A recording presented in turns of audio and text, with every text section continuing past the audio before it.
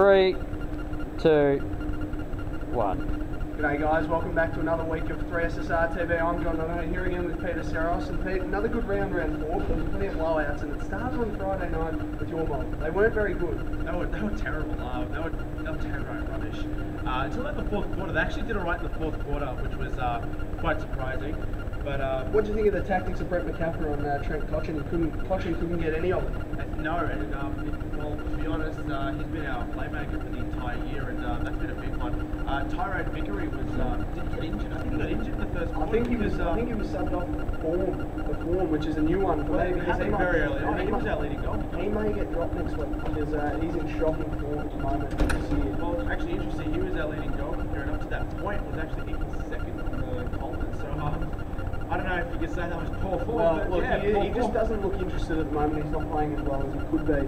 Now we'll move on. Saturday afternoon, we're going to rush through these. Saturday afternoon was probably the biggest upset of the round. Melbourne finally got their first win on the board. We said last week we thought Carlton were going to get the win. Melbourne were very good though, and it's panic stations now for Carlton, isn't it? It was a terrible performance. I was at the match, and it was pretty much a game of whoever screwed up less won, and that was it. And Absolutely. Melbourne screwed up less.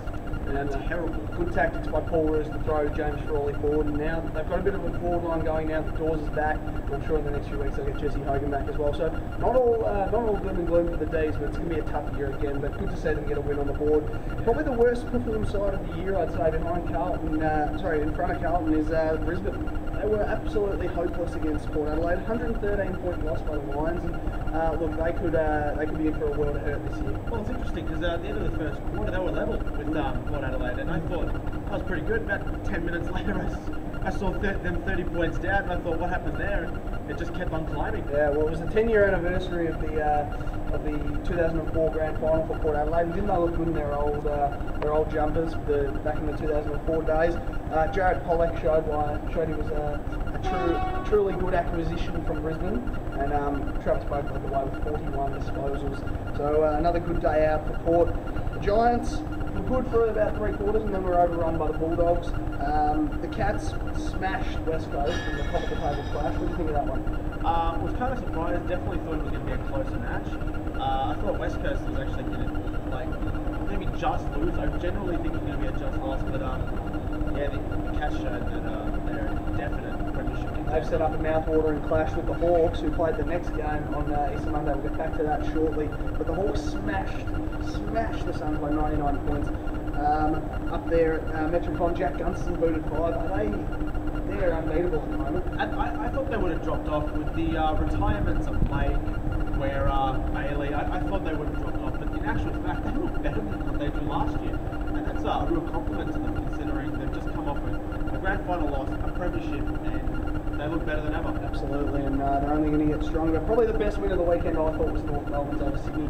Not sure we're sitting around at 1 and 3 now. It's panic stations, and Buddy Franklin's not performing as much as they would have liked, but true credit to North Melbourne, who were criticised in round 1 after their performance against Essendon. They've come out, they've won the next 3, and my prediction of them finishing top 4 is looking good at the moment, Pete. It's looking good. And they got another winnable one next week. I put Sydney and Richmond in the top 4 for next week, and for this year I meant, sorry, and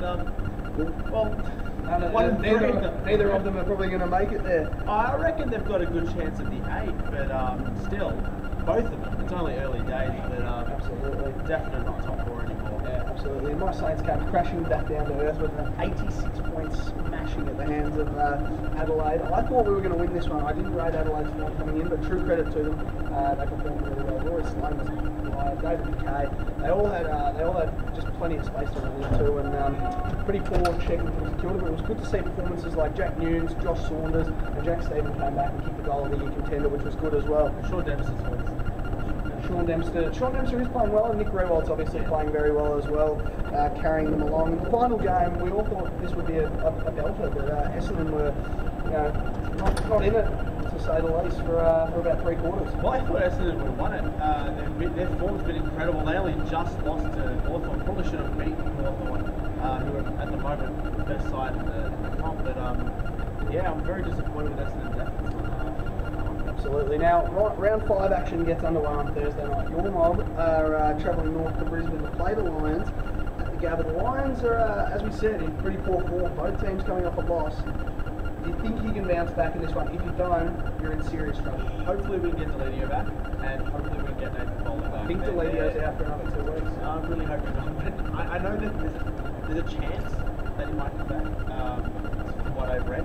But, yeah, I'm hoping that we can. It's an interesting one because Deledio actually hasn't missed a game since 2005. Now he's going to miss a couple, isn't he? Yeah, and he's missed a few, which is an interesting one. So Absolutely. Now this one on Saturday afternoon is being set up as a mouth-watering clash. Both teams in good form, coming off wins. Collingwood are playing North Melbourne. Now, I should have tipped for the previous game. I'm tipping Richmond, by the way.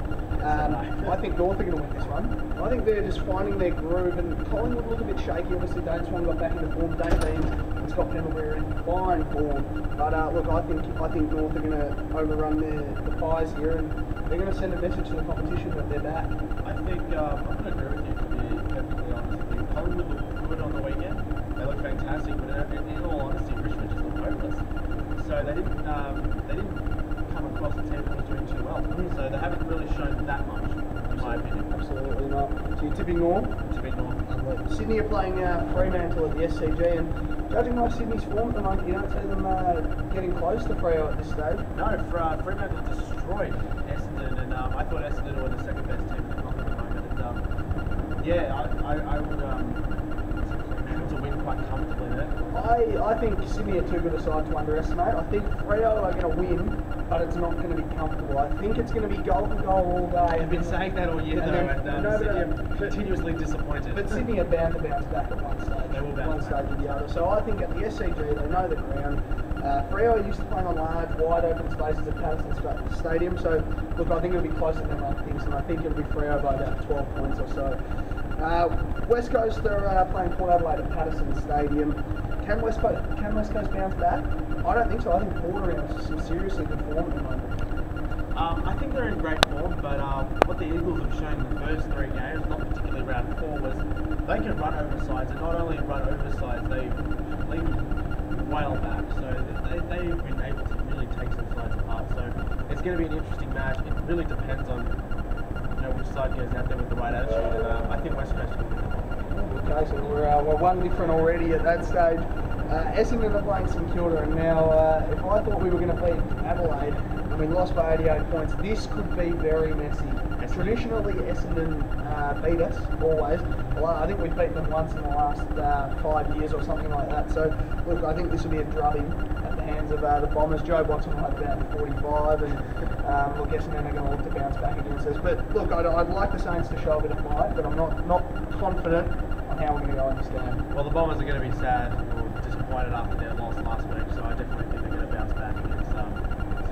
Absolutely. Can the Crows win 2 from 2 against the Giants, do you think, at Adelaide Oval? Well, the Giants aren't a walkover team anymore. They've shown they've doubled their win-loss from last year and the year before, so that they aren't a walkover side, but at the same time, Adelaide aren't too flashy. They did destroy St Kilda last week, sorry to say, but it's going to be a tough one. It could literally go either way there. It depends on which team goes out there. Seriously.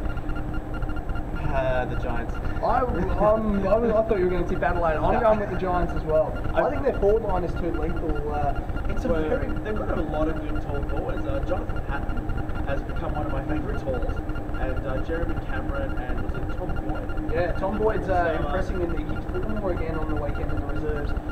He's not far away. He has to play soon. And look, I think the Giants will be too good because the Crows obviously triple team Rewalt. When a team's got 2 Rewalt-like players in their side, I don't know what Adelaide are going to do. So look, I think it'll be close. But I think the Giants and this will be a statement made by the Giants. I think Melbourne are playing Gold Coast at the MCG. I can't see Melbourne backing it up. I think the old 1 win for the first couple of weeks will do them. You're about to say a 1 win for the whole year. No, that's a bit harsh. I think the Suns will be pretty disappointed with how they played against Hawthorn, and they'll bounce back. And Gary Ablett will return to his old stomping ground at the MCG and tear it apart. I think about $10 after casual day for him. You tipping the Suns? I'm tipping the Suns by a lot. The Western Bulldogs are playing Carlton at Etihad Stadium.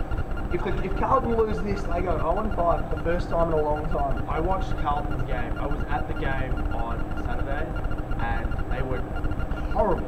It was a game, as I said before, it was a game of whoever screwed up less won, and that's what happened in the end. Their skills were atrocious. You can't blame a coach for a team's skill performance on the field. Especially a coach as good as Mick Malthouse. He just doesn't have the cattle at the moment to get the job done.